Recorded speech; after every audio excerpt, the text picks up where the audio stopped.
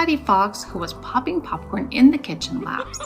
Maybe for a while, but don't worry. We've got everything we need. We're going to be all cozy in the living room tonight.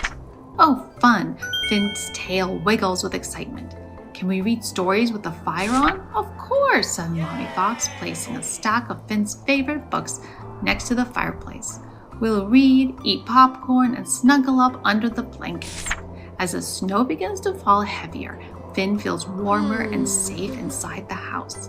He curls up on the couch with Mommy and Daddy Fox, the crackling fire lighting up the room. Daddy takes a big handful of popcorn and they settle in for a night of reading.